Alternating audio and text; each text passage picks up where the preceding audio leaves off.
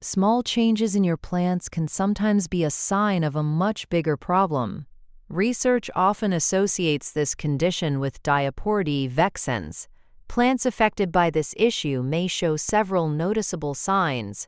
Symptoms can appear on the leaves, stems, and most importantly, the fruit.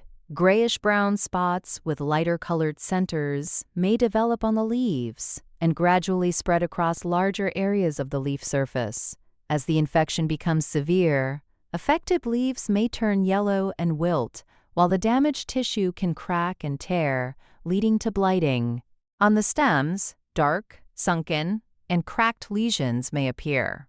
When these lesions develop near the base of the plant, they can eventually girdle the stem, interfering with the movement of water and minerals. As a result, the plant may gradually weaken and eventually die.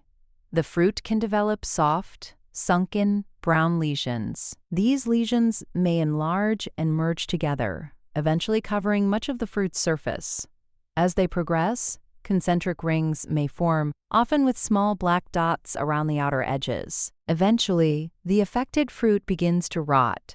Similar small black dots may also develop on older lesions found on the leaves and stems. During dry weather, infected fruit may shrivel and dry out while still attached to the plant. Several factors can contribute to the development and spread of this disease. The symptoms described above are caused by the fungus Phomopsis vexans, a pathogen that primarily affects eggplant varieties, although it has occasionally been reported in tomatoes and peppers. The fungus can survive in infected crop debris, while its spores can be spread to healthy plants by wind and rain. It can also survive and spread through infected seeds. For this reason, using certified, healthy seeds and seedlings is an important step in preventing the disease from becoming established. Under favorable conditions, the spores can penetrate leaf tissue within just 6 to 12 hours.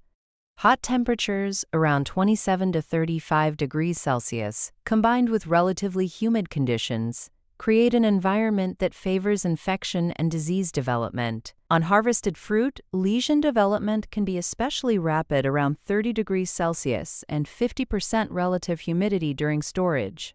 You may first try organic solutions like organic fungicide treatments can help reduce both the risk of infection and the severity of the disease. Copper-based products such as Bordeaux mixture can be applied as foliar sprays. Neem extracts may also provide a safer, more environmentally friendly option for managing the disease. Hot water treatment of seeds can also be considered, using approximately 56 degrees Celsius water for 15 minutes.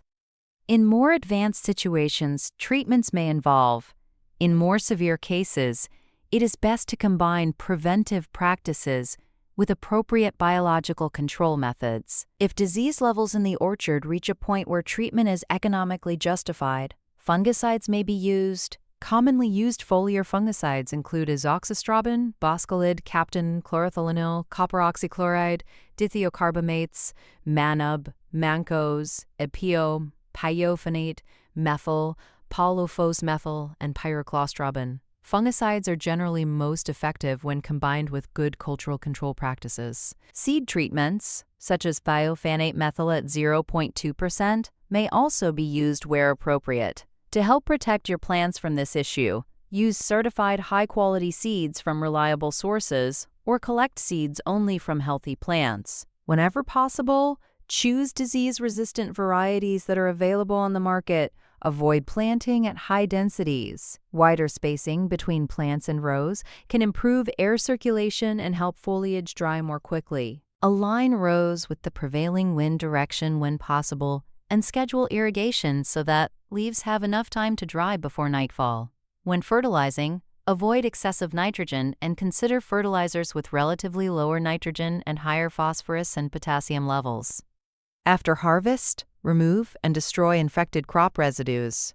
Depending on local regulations and safe agricultural practices, residues may be destroyed or deeply incorporated into the soil. During storage, keep harvested fruit under cool and dry conditions whenever possible.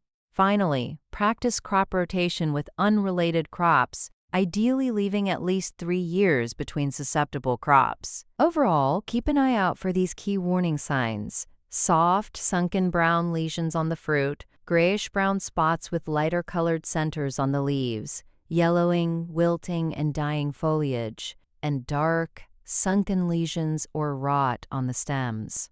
Follow the channel for more practical plant care tips.